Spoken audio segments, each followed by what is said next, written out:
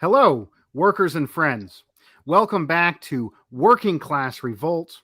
I'm your host, Dust James, the Marxist Leninist truck driver. I'm coming to you live from my humble home in rural North Carolina. And as always, we got our co-host from Australia, the Thunder from Down Under, union organizer David Fox. How you doing? Very good, thank you. Enjoying my break as well.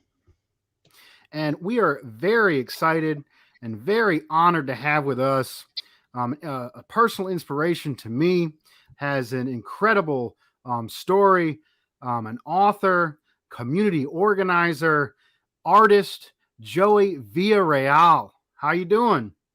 Doing good under the circumstances here, under the colonization we face. I'm doing as best as I can, and I want to say revolutionary greetings to workers around the world and all of the oppressed nations as well.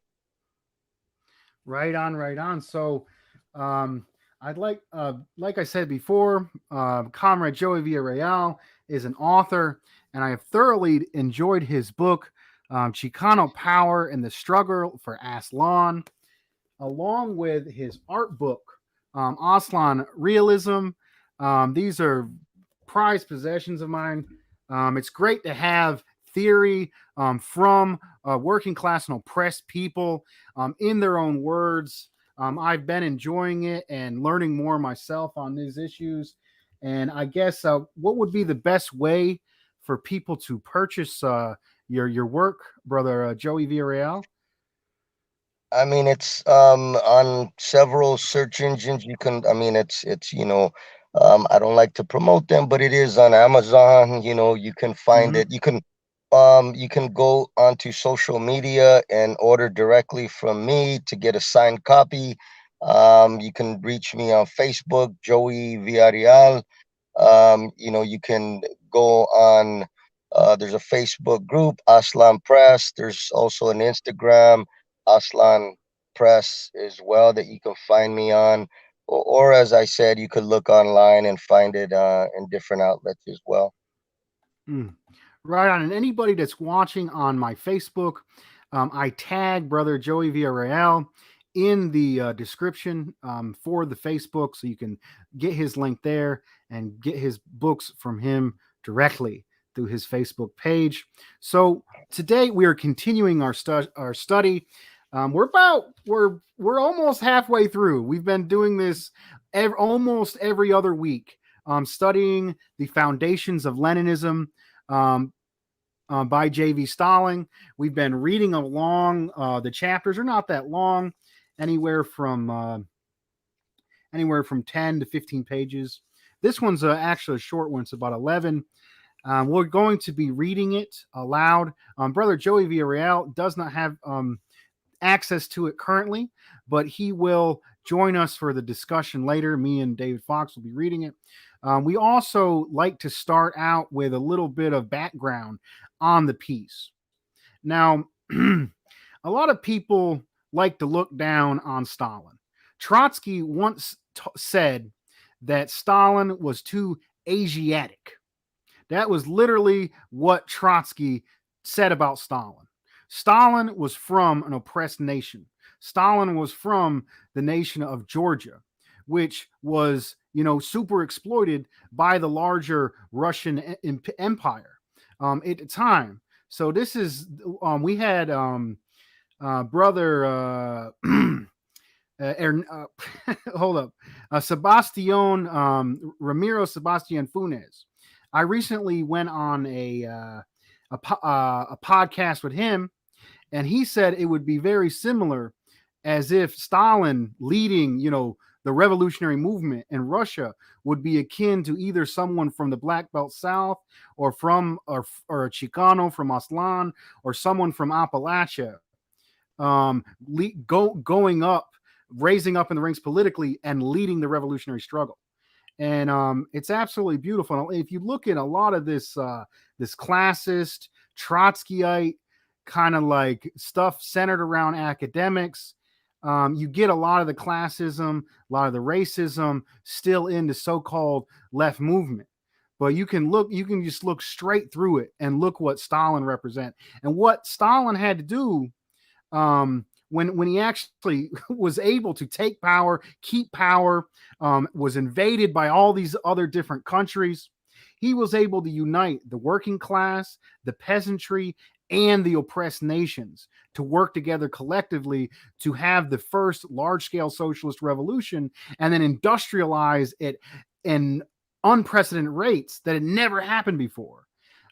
It's absolutely amazing. So we're reading an authority on the subject that not only added to the scientific theory, he was a good author in his own right. He was a scientific socialist and an advancement of the theory specifically on the national question. He contributed stuff to the science that hadn't been contributed before. And we're reading that authority. Let's see, Brother Joey Villarreal. Anything to add on Stalin and his contributions to the national question? Absolutely. I think Stalin, in my opinion, contributed one of the biggest, and most important, significant documents to the international movement, and that is this piece, Marxism and the National Question. But just to go back and give a little background briefly on Stalin and why he stood out to me, and how I came to understand the rift between Trotsky and Stalin. And it wasn't really a rift, it was actually correct versus incorrect line, political line. And to understand them and where their line comes from, it doesn't always happen this way, but in this case, what I've found is that we have to look at their background. Stalin comes from a background, as you said, an oppressed nation, but on top of that, his father was part of the proletariat. His mother part of the peasantry. These are his parents, peasant and worker. We're shaped by our experience, our life experiences, social experiences. Stalin was brought up in this type of environment with peasantry and worker. And also moving on in life, he was involved in various youth survival groups. Here in the United Snakes, they like to call these groups, quote unquote, gangs. Anytime oppressed youth come together and organize in ways in order to survive, the oppressor usually labels them, in bad ways, as they do here. In Stalin's time, he was, associated with various youth survival groups, even spent some time incarcerated as well. In my opinion, Stalin himself derived from a lumpen background, and which many here in the United Snakes, and as well as in other countries, can understand the lumpen mentality, the lumpen environment, and the social reality that lumpen face, and how they organize, why they organize, and all of these things. So this is Stalin's background.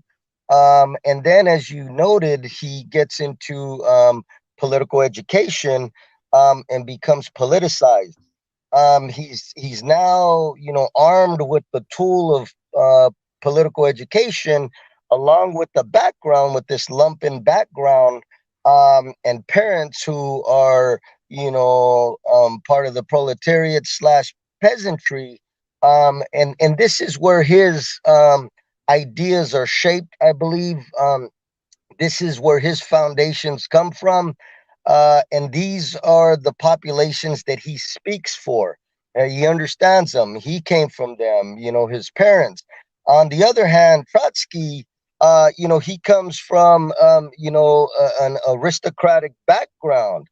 He comes from a very different, part of the Russian aristocracy, where he was brought up much different. He had different life experiences. He's looking at it from the lenses of a privileged class within Russia, And so his ideas are shaped from that vantage point. And I think that once he's takes on his political education, he's socializing and interacting with a whole different social class. And so many of the points that he comes from are benefiting certain classes more than others, in particular the classes that he was familiar with and brought up in. And with that being said, Trotsky, we should note why there's some contradictions between the two. On the one hand, Trotsky believed, that the third world could not have a successful revolution without the help of developing countries, aka white populated countries. So when you have non-white populated countries, the third world, you have Africa, you have Asia, you have, what quote unquote Latin America. These countries, in the eyes of Trotsky, they cannot be successful. They don't know what they're doing. They need the help of, white revolutionaries from white populated nations that are developed, often at the expense of the third world, brown, black, and Asian countries. So this was an argument. Uh, Trotsky, in my opinion, um, he spoke for a different class of people. He felt, in my opinion, that third world peoples, brown, black, and Asian peoples, could not, pull off a successful revolution. And of course, Mao was the first to prove that point wrong. And even Stalin, even to be fair, Stalin in the beginning was a little skeptical, to say the least, of the Chinese Revolution. But once it started taking off, he jumped on board and supported it fully. But in the beginning, this was the leading line. This was, what the movement was, running with, that third world peoples could not, have a successful revolution. Um, and back to Stalin and this piece, Marxism and the national question. I think that any revolutionary nationalist, anybody fighting for national liberation, anybody, from the oppressed nations that is trying to build their political line, attempting to acquire political education in a study group or what have you. I think everybody should, study this document. It was very important. I first studied it when I was in a concentration camp here in the United States, and it was part of, actually, before the book was written, Chicano Power and the Struggle for Aslan. Before the book was written, this was an important task for us to engage in a deep study of the national question, to fully understand, and so we did study this document.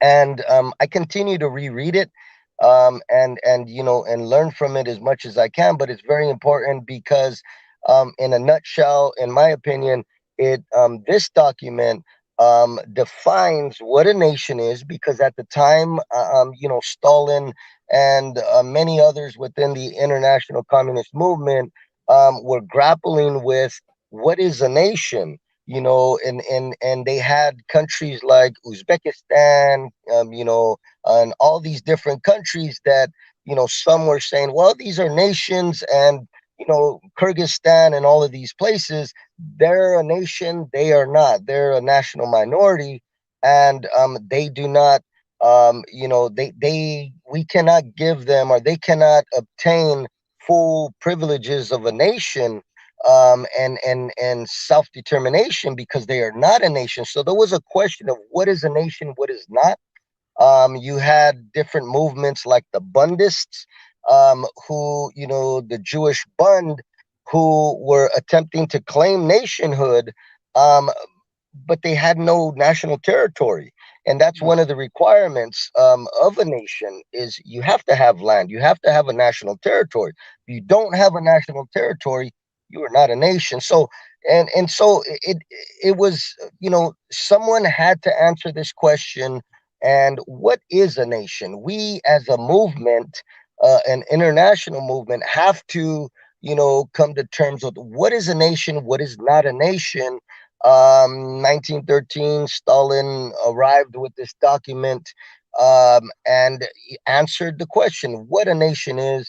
It's a beautiful document, and it's 5 points on, land, language, culture, economy, and psychological makeup. The 5 point criteria that Stalin defined for nationhood is there, documented in this piece. And I just think that, in my opinion, this is one of the biggest contributions that was given to the movement. And so that's my brief background on Stalin and this document. Thank you, comrade. Very thorough, straight to the point. Um, let's see. Quick announcement on some of the advertisement. I said that we would have Comrade Ayala, Ernesto Ayala, joining us. He is with family right now, was unable to attend. We sincerely apologize, but he has agreed to come back later on for a panel discussion around this issue as well that you'll be able to see in the future. Let's see, Comrade Fox. Any very brief introductory statements on the national question and Stalin? And just a quick point of clarification: the larger piece, Stalin and the national question, is a great work of art. Today, we're going to be reading the much shorter chapter within the Foundations of Leninism. Allowed, it's quite a bit. It's more like the crash course. It was from a series of lectures that he was giving political education to the country that he was leading. Comrade Fox, any short introductory remarks? Well, I'd say that, I mean, it is an important document still to this day and quite relevant. And look, I highly recommend all comrades and everyone that's viewing this to actually have a look, read it themselves, and maybe even start up their own study group and they read it and try to see how it applies to their own particular situation. I mean, I came across Stalin's works. I loved his dialectical and historical materialism. That was fantastic to read as well. And once again, it's great. It's straight to the point. It's easily understood than compared to, say, if we have a long academic text on it. I think this is what this was designed for, so we can easily study it, easy understand it, and then we can have that discussion about that around respective circles. So I won't spend too long because I'm wary of time here. I was just going just before we move on. I was just going to advise those of us who are not talking or when we did, just put ourselves on mute because I don't know if it was coming from my end, but there was a lot of internet. I don't know if it's a signal or something, but it was a lot of this interference coming in. So just thought we just might be able to sort that. So hopefully it's clear. We get it clearer. Okay, so that concludes our introduction. Like I said, Comrade Villarreal won't be reading, but we're going to quickly read these 11 pages. And then we'll continue our discussion. So we'll do it a paragraph at a time, alternated between me and Comrade Fox. So we are on J.V. Stalin, the Foundations of Leninism. Chapter 6, the national question. From this theme, I take two main points. A, the presentation of the question. B, the liberation movement of the oppressed peoples and the proletarian revolution. One, the presentation of the question. During the last 20 years, the national question has undergone a number of very important changes. The national question in the period of the Second International and the national question in the period of Leninism are far from being the same thing. They differ profoundly from each other, not only in their scope, but also in their intrinsic character. Formerly, the national question was usually confined to a narrow circle of questions concerning primarily quote, civilized, unquote, nationalities: the Irish, the Hungarians, the Poles, the Finns, the Serbs, and several other European nationalities. That was the circle of unequal peoples in whose destinies the leaders of the Second International were interested. The scores and hundreds of millions of Asiatic and African people who are suffering national oppression, and in its most savage and cruel form, usually remained outside of their field of vision. They hesitated to put white and black, quote unquote, civilized and uncivilized on the same plane. Two or three meaningless, lukewarm resolutions, which carefully evaded the question of liberating the colonies. That was all the leaders of the Second International could boast of. Now we can say that this duplicity and half-heartedness is dealing with the national question has been brought to an end. Leninism laid bare this crying incongruity, broke down the wall between whites and blacks, between European and Asiatics, between the quote unquote civilized and uncivilized, slaves of imperialism, and thus linked the national question with the question of the colonies. The national question was thereby transformed from particular and internal state problem into a general and international problem, into a world problem of emancipating the oppressed peoples, independent countries and colonies from the yoke of imperialism. Formerly, the principle of self-determination of nations was usually misinterpreted, and not infrequently it was narrowed down to the idea of the right of nations to autonomy. Certain leaders of the Second International even went so far as to represent the right to self-determination as meaning the right to cultural autonomy, that is, the right of oppressed nations to have their own cultural institutions, leaving all political power in the hands of the ruling nation. As a consequence, as a consequence, the idea of self-determination stood in danger of becoming transformed from an instrument of the combating annexations into an instrument for justifying them. Now, we can say that this confusion has been cleared up. Leninism broadened the conception of self-determination and interpreted as the right of the oppressed peoples of the dependent countries and colonies to complete succession, as the right of nations to independent existence as states. This precluded the possibility of justifying annexations by interpreting the right to self-determination to mean the right to autonomy.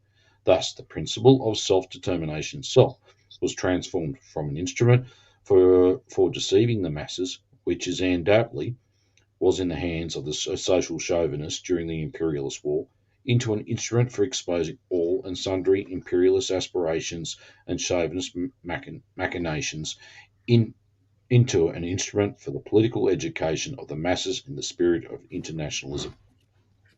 Formerly, the question of the oppressed nations was usually regarded as purely a judicial question.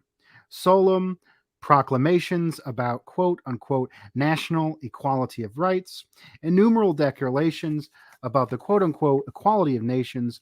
That was stock and trade of the parties of the Second International, which glossed over the fact that quote unquote equality of nations under imperialism, where one group of nations and minority lives by exploiting another group of nations, is sheer mockery of the oppressed nations. Now we can say that the bourgeois judicial point of view on the national question has been exposed. Leninism brought the national question down from the lofty heights of high-sounding declarations to solid ground and declared that pronouncements about quote-unquote the equality of nations, not backed by direct support of the proletarian parties for the liberation struggle of the oppressed nations, are meaningless and false. In this way, the question of the oppressed nations become one of supporting the oppressed nations, of rendering real and continuous assistance to them in their struggle against imperialism, for real equality of nations, for their independent existence as states.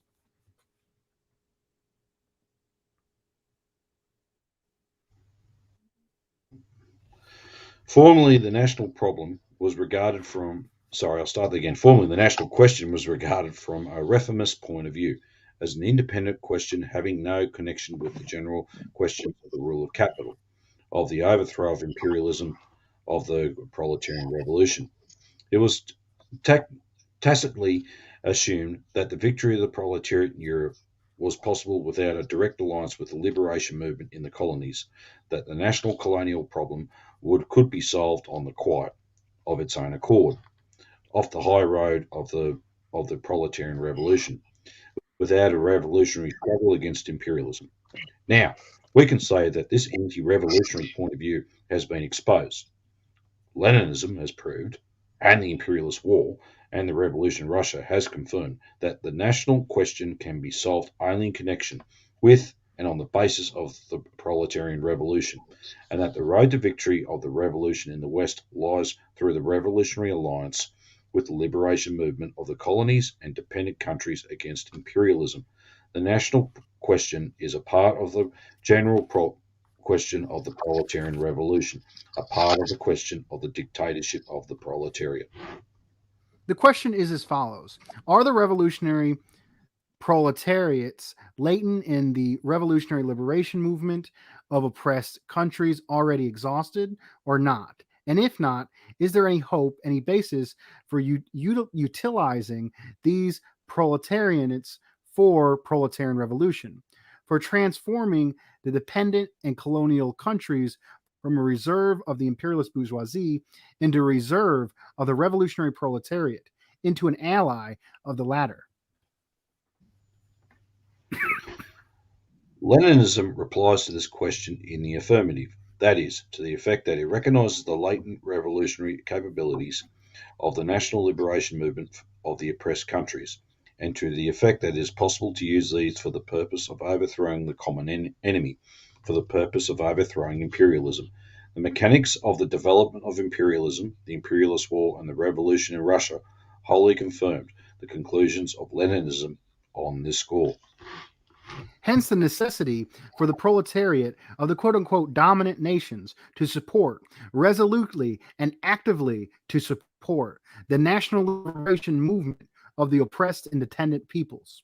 This does not mean, of course, that the proletariat must support every national movement, where and always in every individual concrete case. It means that support must be given to such national movements as tend to weaken, to overthrow imperialism, and not to strengthen and preserve it. Cases occur when the national movements in certain oppressed countries come into conflict with the interests of the development of the proletarian movement. In such cases, support is, of course, entirely out of the question. The question of the rights of nations is not an isolated, self-sufficient question. It is a part of the general problem of the proletarian revolution, subordinate to the whole, and must be considered from the point of view of the whole. In the 40s of the late century, Marx supported the national movement of the Poles and the Hungarians, and was opposed to the national movement of the Czechs and the South Slavs. Why? Because the Czechs and the South Slavs were quote-unquote reactionary peoples, Russian outposts, and Europe outposts of absolutism, whereas the Poles and the Hungarians were proletarian revolutionary peoples fighting against absolutism, because support of the national movement of the Czechs and the South Slavs were at the time equivalent to indirect support for Tsarism, the most dangerous enemy of the revolutionary movement in Europe.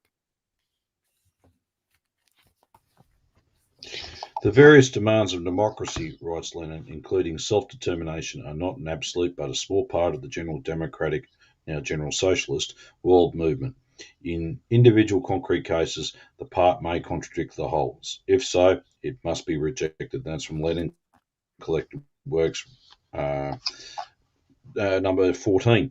This is the position in regard to the question of certain national movements, of the possible reactionary character of these movements, if, of course, they are appraised not from the formal point of view, not from the point of view of abstract rights, but concretely from the point of view of the interests of the revolutionary movement. The same must be said of the revolutionary character of the national movements in general.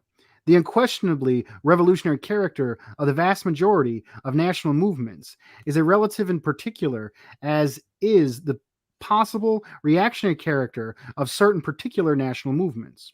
The revolutionary character of a national movement under the conditions of imperialist oppression does not necessarily presuppose the existence of proletarian elements in the movement.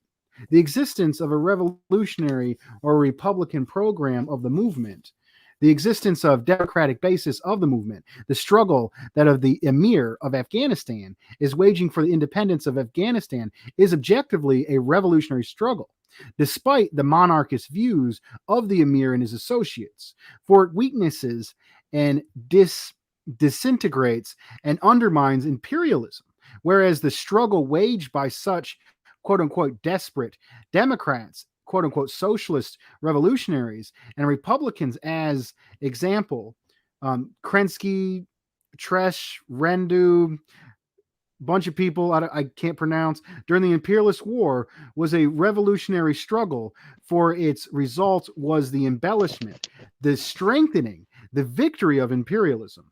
For the same reasons, the struggle that the Egyptian merchants and the bourgeois intellectuals are waging for the independence of Egypt is objectively a revolutionary struggle, despite the bourgeois origin, bourgeois title of the leaders of the Egyptian national movement, despite the fact that are opposed to socialism, whereas the struggle that the British quote-unquote labor government is waging to preserve Egypt's dependent position is for the same reason a reactionary struggle, despite the proletarian origin and proletarian title of the members of the government, despite the fact that they are quote-unquote for socialism.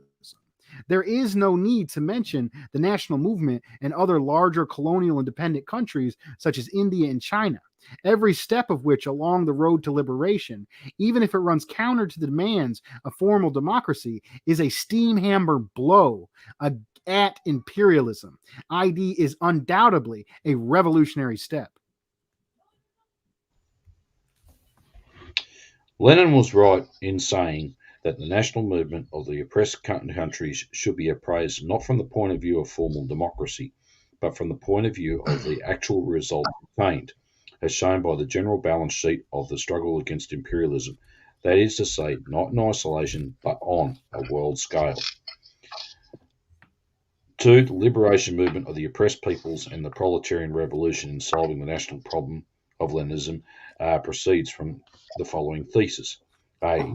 The world is divided into two camps, the camp of a handful of civilized nations, which possesses finance capital and exploit the vast majority of the population of the globe, and the camp of the oppressed and exploited peoples in the colonies and dependent countries who comprise that majority. B. The colonies and the dependent countries oppressed and exploited by finance capital constitute a very large reserve and a very important source of strength of imperialism. C. The revolutionary struggle of the oppressed peoples in the dependent colonial countries against imperialism is the only road that leads to their emancipation from oppression and exploitation. D. The most important colonial and dependent countries have already taken the path of the national liberation movement, which cannot but lead to the crisis of world capitalism. And E. The interests of the proletarian movement in the developed countries and the national liberation movement in the colonies call for the amalgamation of these two forms of the revolutionary movement into a common front against the common enemy, against imperialism. F. The victory of the working classes, the developed countries, and the liberation of the oppressed people from the yoke of imperialism are impossible without the formation and the consolidation of the common revolutionary front. G. The formation of the common revolutionary front is impossible unless the proletariat of the oppressor nations render direct and determined support of the liberation movement of the oppressed peoples against the imperialism of its own country, for no nation can be free of its oppressors if it oppresses other nations. Quote Marx. H. This support implies that the advocacy, defence and carrying out of the slogan of the right of nations to succession, to independence, existence as states. I. Unless the slogan is carried out, the union and collaboration of nations within a single world economic system, which is the material basis for the victory of socialism, cannot be brought about. And J. This union can only be voluntary and can arise only on the basis of mutual confidence and fraternal relations among nations. Dust. Hence, the two sides, the two tendencies in the national question, the tendencies towards political emancipation from the shackles of imperialism and towards the formation of an independent national state, a tendency which arose as a consequence of imperialist oppression and colonial exploitation, and the tendency towards closer economic relations among nations, which arose as a result of the formation of a world market and a world economic system.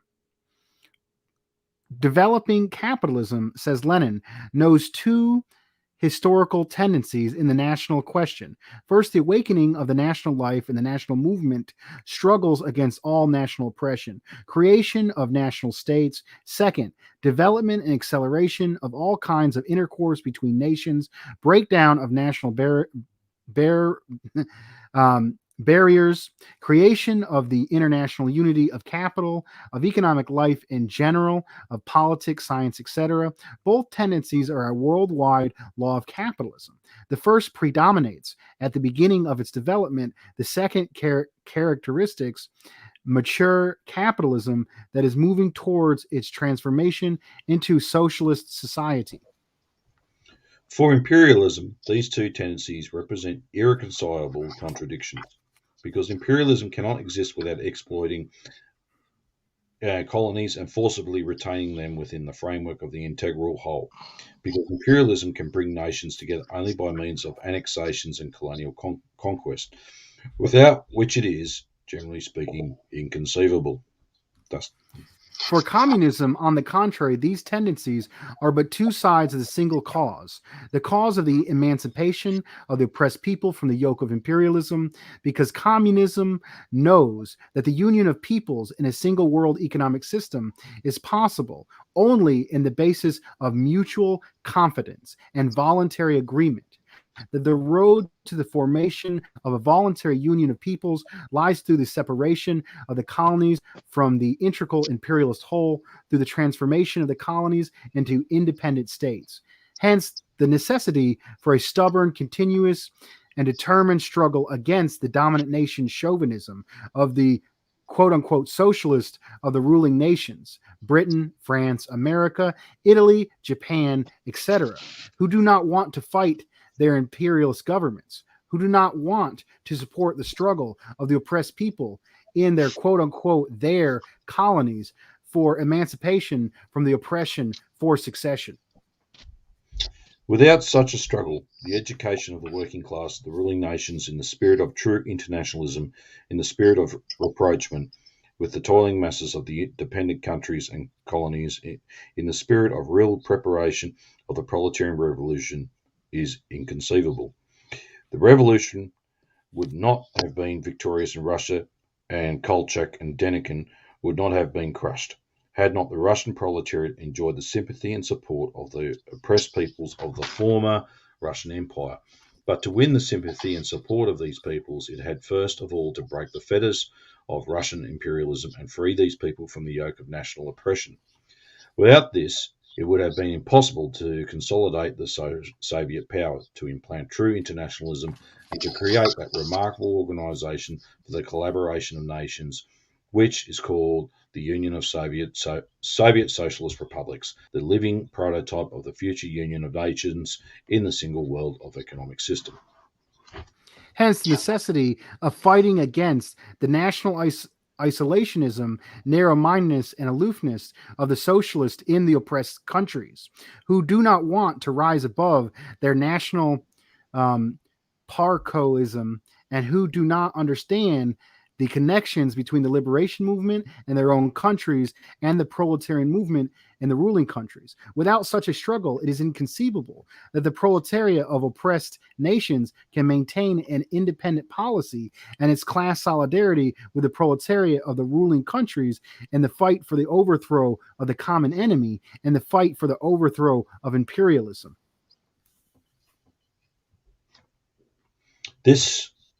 This is how the toiling masses of the ruling nations and of the oppressed nations should be educated in the spirit of revolutionary internationalism.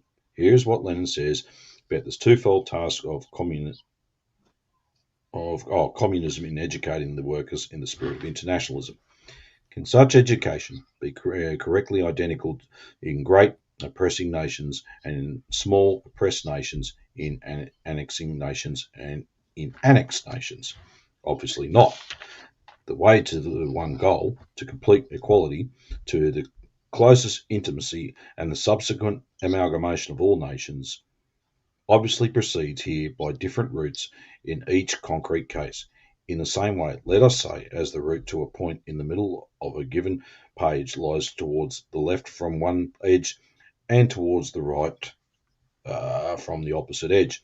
If a social democrat belonging to a great pressing annexing nation, while advocating the amalgamation of nations in general, were to forget even for one moment that he's Nicholas II, he's Wilhelm, George, Poincar, etc., also stand for amalgamation with small nations by means of annexations. Nicholas II being for amalgamation with Galicia, Wilhelm II for amalgamating with Belgium, etc., such a social democrat will be a ridiculous doctrinaire in theory and an abettor of imperialism in practice. Yeah, this is one of my favorite quotes. We're almost done, brother Joey. I often quote this passage repeatedly. The weight of emphasis in the internationalist education of the workers in oppressing countries must necessarily consist in their advocating and upholding freedom of succession for oppressed countries. Without this, there can be no internationalism. It is our right and duty to treat every social democrat of an oppressing nation who fails to conduct such propaganda as an imperialist and a scoundrel. This is an absolute demand, even if the chance of succession being possible and feasible before the introduction of socialism be only 1 in 1,000. On the other hand, a social democrat belonging to a small nation must emphasise in his agitation the second word of our general formula voluntary union of nations. He may, without violating his duties as an internationalist, be in favour of either the political independence of his nation or its inclusion in a neighbouring state, X, Y, Z, etc. But in all cases, he must fight against small nation narrow-mindedness, insularity, and aloofness. He must fight for the recognition of the whole and the general, for the subordination of the interests of the particular to the interests of the general. People who have not gone thoroughly into the question think there is a contradiction in social democrats of oppressing nations insisting on freedom of succession, while social democrats of oppressed nations insist on freedom of union. However, a little reflection will show that there is not, nor can there be, any other road leading from the given situation to the internationalism and the amalgamation of nations, any other road to this goal, from Lenin Collected Works.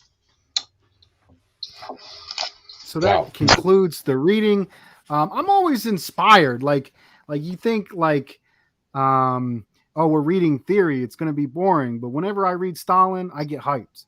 Like this is putting it out straight out. And this brother Joey Villarreal said that Stalin came up with 5 points that necessitate a nation. Now, it sounds like it's some kind of mathematical formula. You got these 5 things, it equals that, but it ain't that. When we're talking about national oppression, specifically applied to the United States, we're talking about people. We're talking about mothers and sons and daughters and aunts and uncles being overworked, being treated worse, being super exploited. Not given their right and dignity to express themselves for who they are fully as a person and from the history in which they come from. This is absolutely disgusting, and it has real material effects on how we bring about revolution. And that's what Stalin brings forth. And I really love that line about how, if you are of an oppressor nation, if you are a white American and if you do not respect and understand oppressed nations' right, Afro-America, New Africa, they say, Aslan, if you do not understand that that's a nation, advocate this nation, and not only understand that, but actually support them, not only works or in deeds, then you are an imperialist and a scoundrel. And I think we got to make that clear because, I want to be free from class oppression. I want my community to stop having drugs pushed on us, to stop having Main Street closed down, to be criminalized, the police. I want all this to stop, but I ain't gonna get nowhere if I don't, unite with and support the people who are worse off, who are super exploited against the common enemy, which is the monopoly capitalist and imperialist. Thank you, brother Joey Villarreal, for sitting there and listening to us struggle through that piece. What we usually go through is, what is your, before we get deeper in discussion, just give me your first, listening to it, one of your first response to the work. Yeah, I think that this piece is actually like a blueprint for all those who struggle for liberation, and as well as our allies, because excuse me, many times we think that we can learn from a piece like this on what it means.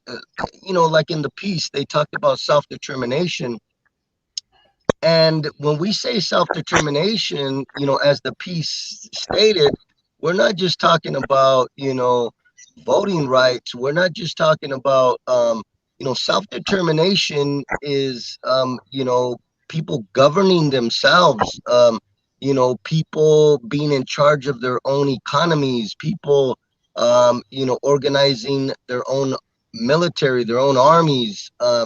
And this is self-determination, and many times when we hear or learn of a piece like this, many will say, well, you know what, that would be a good piece for my brown friend or my black neighbor or my Asian coworker.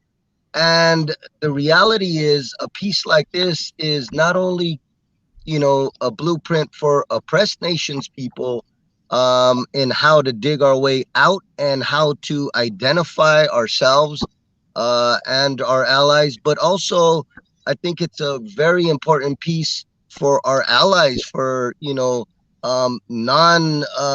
from that are not from the oppressed nations, and for our allies to read this piece and understand how they can be a better ally. As you said, if they're not advocating constantly in support of oppressed nations people, and finding ways of supporting these struggles, then they're not doing their job. So it's not just for the oppressed nations, although it is one of our biggest weapons to identify, if we are an oppressed nation. That's the first step in toward liberation. But it's also important, I think, this piece for our allies who will learn, what it means for your brown coworker or your black neighbor or what have you. What does it mean for them, and for yourselves as revolutionaries here, in living in the imperialist center of the world? What does it mean to be a revolutionary, when my co-worker, my neighbors from the oppressed nations are undergoing this? How can I help? How can I be a better assistant to these struggles for national liberation? I think this piece is, we could read it 100 times, and I think we'll get 100 different lessons from it. Whether we read it the first time, whether we read it 100 times, we're always going to get something different. And that's the living, breathing body of this work that, although it was written over 100 years ago, it continues to breathe new life into new thought and new struggle. So I love hearing it. I love hearing it. Very good. Comrade Fox, what are your initial reaction to the piece? Yeah, can you hear me well? Yes. Yeah. Okay, just my screen freeze there. I think look, reading through this, it's actually refreshing always going over this at times, and basically, for those of us who have read this over and over at times, it helps to keep things back into perspective and back in track. I mean, for Australia here, obviously the material conditions were different from what they are for the US, for example. But certainly, I was reading through it, and I'm just became aware of something through the First Nations struggle here as well, and realizing that if we have a lot of work to do with our own community to bring that. We have to support the First Nation struggles here, because we can't just go saying, "Oh, it's great to live in harmony," but how can we do that when we've still got the oppressors still dictating policy? And that's international finance that pretty much dictates policy to Australia, both for everything. So how can we be at peace and actually move forward without actually having to address that, and then to learn how to support each other? And I think it's really what I'm actually get to the chase. It's really a calling for unity amongst the broad masses of the people of the world, and against a common foe. And I think that's what we're going back to, and having a look at this and studying and applying to our own conditions in Australia. It's a little different from what's going on over there in America, but I mean there are some similarities as well, and obviously we bounce ideas off each other moving forward. But I think it's certainly important as a call for unity. It's like what Chairman Mile said. You broaden your base, you narrow your target, not the other way. Now broaden the target and narrow your base. And I think that's happening where I'm seeing now, and a lot of groups are still quite confused about that at the moment. When they're struggling against trying to struggle against something, they're very confused about it. And I think it's really important. Well, we're all up against this together, and we've certainly, someone like myself got a lot of work to do within the community, and I also work in the union movement. The importance of why we have to have unity and supporting our First Nations people here in their struggle, because I look at their struggle as a struggle against imperialism as well. Because if they had control of their affairs, if they had control of everything, well, international finance, which is funding big mining, traditionally, and others, would be directly challenged, and certainly they don't want that. Certainly, the bourgeoisie don't want that their rule challenged as well. So this is it's really. I just said it's just such a refreshing thing to read all the time. I mean, I'm not going to say read it consistently over and over and over every hour of the day, every day of the week, but time I do open it, and when it comes to this question, I think it's always something pointing jumps out. Now it's just blatantly obvious. Yeah, and you're correct, Joey. It lays the blueprint for every.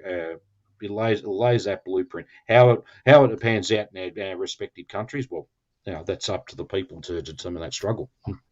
Right on. Thank you. So we're going to get into talking about this piece. So I went over a little bit in the background, but basically the Soviet Union has taken power, and this is a lecture given to the Soviet people, telling them they should, telling workers, hey, you need to respect the oppressed nations.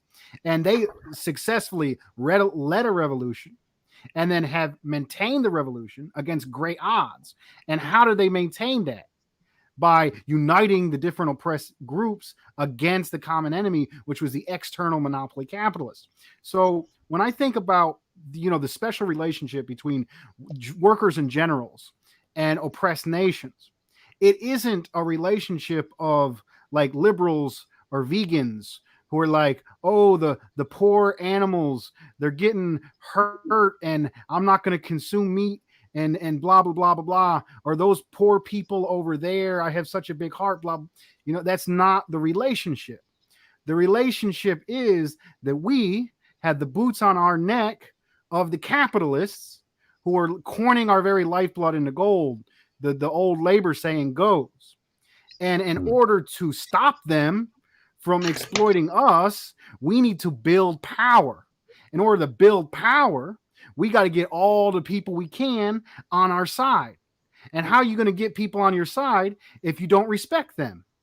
So if you don't respect their rights, so you gotta go and you gotta respect them. They have had their dignity stripped away from them, not able to express themselves fully, not able to defend themselves with a nation, not able to defend themselves with a state.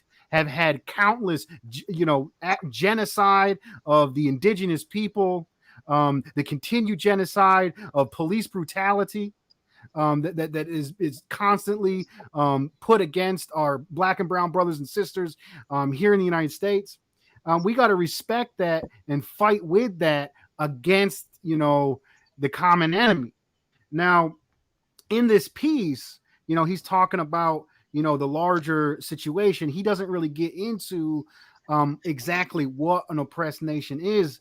And I think part of the reason why I'm very happy to have Joey Villarreal on is I believe he is an expert on this piece. He's written, a book on this piece. He is experienced this oppression and led movements and trying to understand this.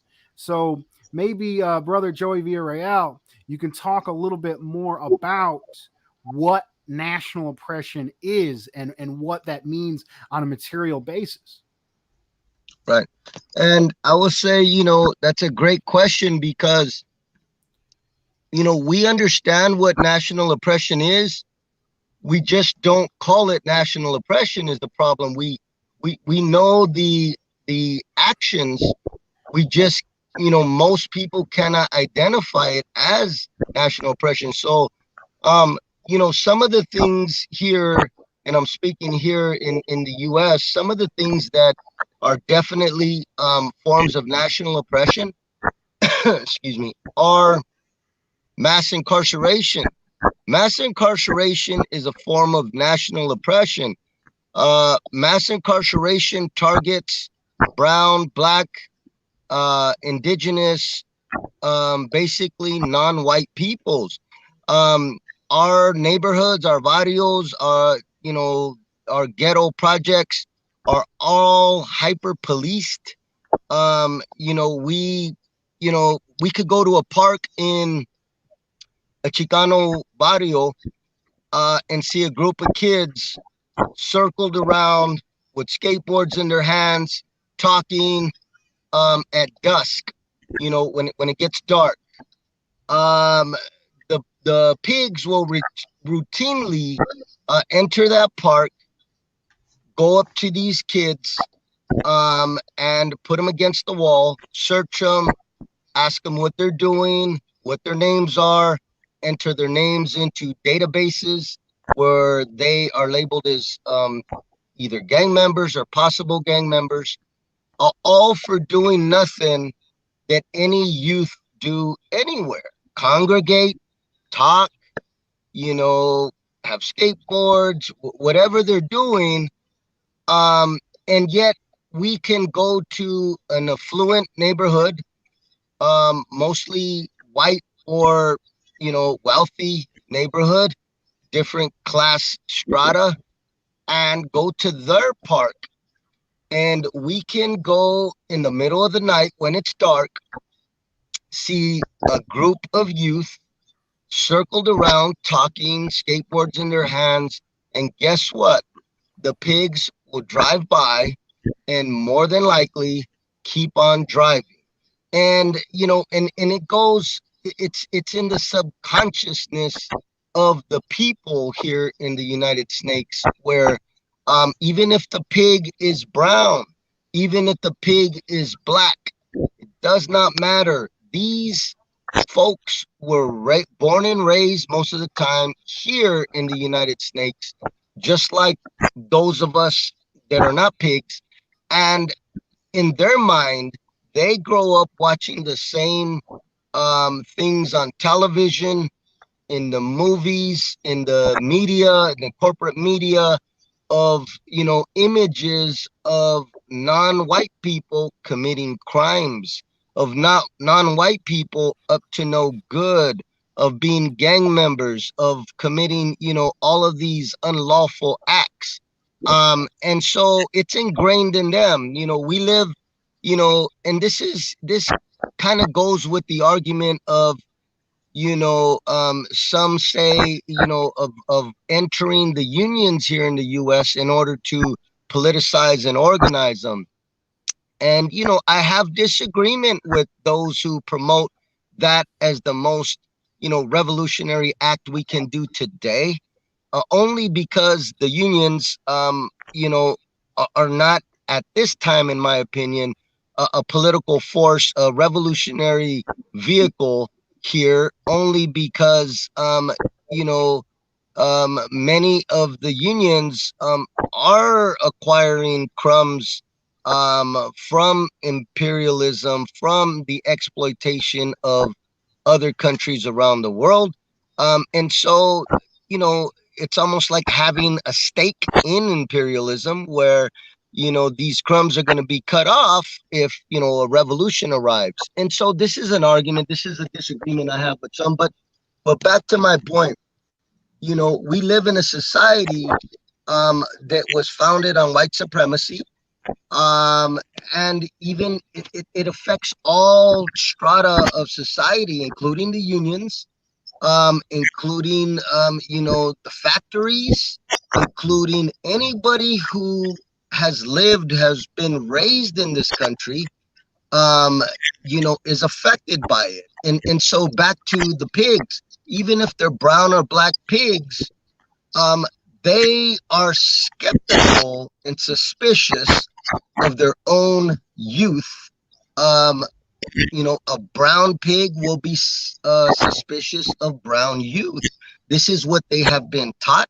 This is what they have been trained, not only in the police academy, but also just born and raised in this society where they actually believe more people commit crimes who are non-white than white, which is ridiculous when there's more white people inhabiting the U.S. So, how people are people. People are going to commit crimes. How in the hell is there twice, or in some cases 3 times, the numbers of one population, one nationality, and we are expected and taught to believe that they commit less crimes than other? No, it's ridiculous. Scientifically is ridiculous because, as I said, people are people. Some people steal, some don't. Some commit crimes, some don't. And it doesn't matter. And so the numbers just, it's ridiculous to think that, and these pigs, so mass incarceration, the targeting of brown and black communities, the outright murder of brown and black folks that are unarmed in the streets, the torture of, mostly in the quote unquote Southwest states, the torture of mostly Chicano people in what they call the control units in the prisons, where they house people in solitary confinement for years and decades, who are mostly 80% Chicano populated, these control units. That's a form of national oppression. When we talk about racism, many talk about racism, the discrimination of one people because of their nationality, or in some cases, their skin color. Race, quote unquote, racism is actually national oppression. And so I don't say racism. I don't say that person's a racist, that's a form of racism. I call it by its scientific term of what it really is. It's national oppression. They call it racism. It's actually a dominant nation oppressing another nation, an oppressed nation, when it's racism, when somebody's yelling racial epithets, or when somebody is assaulting somebody or vandalizing their home because of their nationality. It's not quote unquote racism, because we know race doesn't exist. There's no such thing as race. It's a created term, used, just created. There's actually nationalities. That's what it is. There is no races. There's not a Chicano race. There's not a Cambodian race and a Vietnamese race. There's nationalities.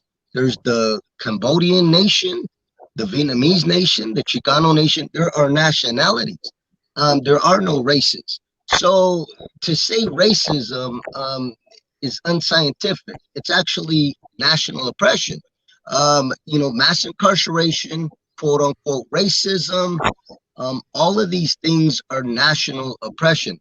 In the economic field, where some people, some populations, even those controlling the resources and capitalizing on the resources, exploiting resources of indigenous land, the murder of, missing and murdered indigenous women, all of that is national oppression. It's, some call it femicide. It's national oppression because if we could find the numbers on the perpetrators of these crimes, almost always it is non-indigenous people doing this to these indigenous women from Canada, or how we like to call it, Canada, from Canada down to the US or to the Mexican border. So these are things that are national oppression. The kids in the ICE detention centers, kids in the cages, that's national oppression. That's not racism. It's not, that's national oppression of migrants who are oppressed by the oppressor nation, the white oppressor nation here, and its allies. Its allies, which are, brown and black folks who also work in these ICE detention centers. And I should mention, most of the Border Patrol, if you look, are raza. They are brown people. And that's the most ridiculous thing ever. To see brown people put this colonizer uniform on and oppress other brown people, prevent them from coming onto their land, their ancestral lands. This is the enablers of national oppression and their allies. And we could go on and on. But when I look at the Border Patrol, I was talking to somebody and I said, it's the most ridiculous thing in the world to see these brown people doing this. It's akin to seeing Palestinians putting on the Israeli military uniform and preventing Palestinians from entering their homes, their lands on the border. We will not see that because the Palestinian people have a higher class consciousness. They are born and raised with concrete examples of national oppression, bombs dropping on them. They're born and raised with this terror. And unfortunately, we are not. And, unfortunately, we are born oftentimes, gleaning crumbs from imperialism, where rather than grow up resisting, even as children, as the Palestinians do, many grow up aspiring to, be included in the, with the state, with the imperialists. And it's sad. And this is, this falls on every nation to educate their nation, to educate their next generation, their youth, to what's occurring. And one person can't do it all. 10 people can't do it all. It's going to take thousands and millions to get involved and participate. And that's part of the importance, I think, when you ask what is national oppression. It's these everyday things that we experience, that we have become accustomed to, that we have come to feel that it's normal. It is not normal. It's not normal to want to join a military of the colonizer who stole your land. I talk to a lot of people a lot of youth tell me, oh, I want to join the military. And it's the most ridiculous thing in the world. And I explain to them, if somebody came into your home, walked into your home and walked out with your television, you would at the very least want to, punch them in the nose. You'd want to, stop them. And yet that's a television. And yet we have been raised and brainwashed into believing, I will, stop somebody by any means necessary from stealing my television. But the same entity that has stole millions of acres of land of my people, I'm not only okay with it, but I'm also going to join their military and their police force and their border patrol. It's the most ridiculous thing ever. And you know, this is the brainwash, you know, of the schools, the AKA schools, the brainwash camps. And you know, and it's also falls on our, you know, on our lap as well, because as I said, it's important that the communities, the oppressed nations people, to mobilize their communities and to teach this. We have to teach it. But I'm glad you asked that question. National oppression. When and you know, many Trotskyite and other parties don't like to hear national oppression. They don't want you talking about it. They will go around that. They will talk about racism. These are supposed to be revolutionary people. And Trotskyite parties, other multinational parties, I'm not speaking against multinational parties as long as they have the right political line, you know, because to speak against multinational parties is to speak against every successful revolution that has occurred, whether we're talking about the Russian Revolution of 1917, the Chinese Revolution of 1949. Um, these revolutions were not comprised simply of strictly Chinese or strictly Russian. There was a lot of different forces and peoples involved in this revolution, these revolutions. So I'm not speaking down on multinational parties, as long as they have the right political line. But oftentimes, parties like Trotskyite parties will not, you will not hear them talk about national oppression. You will not hear them talk about oppressed nations, because when you talk about oppressed nations or national oppression, there has to be, well, who's the oppressor? If there's oppressed nations, who's the oppressor nation? It's the white oppressor nation here in the US. And that's a topic that they don't want to talk about. They don't.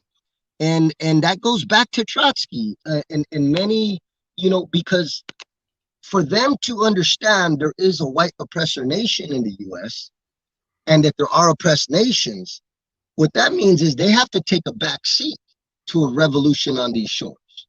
They cannot take a leadership. How is there going to be a white leadership in a revolution involving third world peoples? That's a Trotskyite, that's a Trotskyite position. Trotsky, it goes back to third world peoples can't do it unless first world developed nations, aka white nations, lead them to successful revolution. So when people here in these shores and these false US borders talk about these parties, these Trotskyite parties, they don't want to talk about oppressed nations, because then it opens up the question of oppressor nation. Who is that? And if that is a factor, and if white supremacy is a factor, then they have to take a back seat and work as allies in support of third world national liberation struggles here. That's something that they are not ready to do. You know, there's a party here. I had a big disagreement with RCP USA, Revolutionary Communist Party USA. This party, you know, I was discussing the Chicano nation and what is their political line when it comes to Islam. And I was told by them, I was referred to the Constitution states that, you know, upon revolution here on these shores, that the Chicano nation would possibly be granted cultural, regional autonomy. And this goes back to Stalin's peace.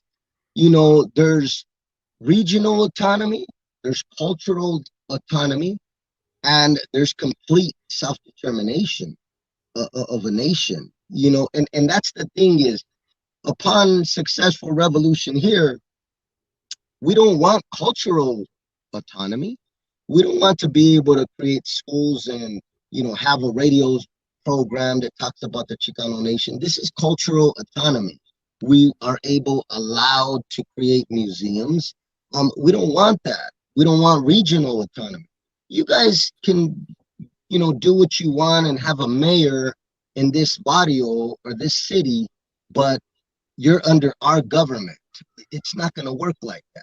So many times, a lot of these, and by the way, I believe RCP USA is a crypto Trotskyite party. And crypto Trotskyites, that's like a secret Trotsky, because some parties and groups and people will not come out and define themselves as Trots, and so we like to call them crypto Trots. These are the secretive Trots.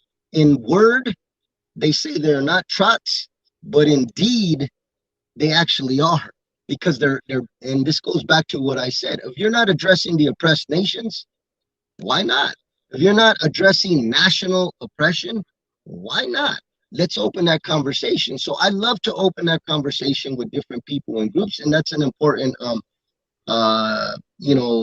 that's something very important that people need to understand and ask any group or party that they work with. What's your stance on national oppression? How about on the oppressed nations versus the oppressor nations here in these false U.S. borders? And that cuts to the heart of where they stand and what their political line is. But in a nutshell, that is national oppression. Things like racism, mass incarceration, and unjust murder of non-white peoples here. Thank you, brother. Very good definition, straightforward. Let's see. We're coming up on our time. We're an hour and 15 minutes in. We don't want to go more than 15 more minutes. I'd like to ask Brother David Fox a question, and then we'll have a round of conclusions. Comrade David Fox is a leader in the union movement in Australia, fighting for workers' power and benefits of all workers in Australia. And he is educated in scientific socialism. He is a decade-long fighter for justice and liberation. Maybe you can talk about some of the interactions you've had with reactionary fellow unionists and overcoming that, as well as building solidarity networks with oppressed nations and people in Australia. Okay, look, I think that's a very vital, important discussion. I know, actually, I'm not going to try and take up another hour and a half on that point, how to deal with very reactionary elements, all very ultra-conservative elements. And I think, look, the understanding, I think we have to get back to what I've done myself, my own personal experience, is get back what's primary as well, and what are the concerns. It's usually economic concerns, and deal with from there to bring them in. And that's why I've had to go through it there. Yes, I've had to pull some workers up about some of their views at times, and they've had to challenge it there and there. But by me, I want to get to the underlying issue, what's going on, and usually it is to do with economic concerns. And even though this is what I've actually been seeing for many, many years through with the various respective communist groupings and everyone else, we need to get to that bread and butter again and to address it so we can start turning these things around. I was trying to come up at a higher level with that that's beyond their understanding. And it's not because they're being stupid or anything, it's just they haven't got that up to that conscientious stage yet. I mean, we're obviously going to lose the plot. So we need to actually get back and look at that as well, and find that their economic concerns are the same as everyone else. It's the oppressed nations as well. And thank you, Joey, for putting that excellent piece out the end there. I think that really put things back into perspective as well. And I think that's where I've come to try from that angle.